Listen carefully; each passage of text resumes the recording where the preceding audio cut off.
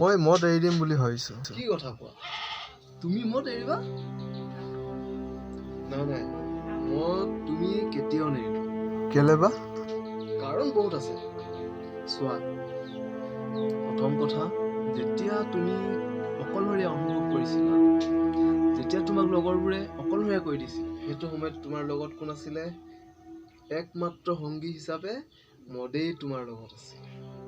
যেতিয়া তোমাৰ গাৰ্লফ্ৰেণ্ডে তোমাক এৰি থৈ গুচি গৈছিলে, সেইটো সময়ত তোমাৰ লগত কোন আছিলে?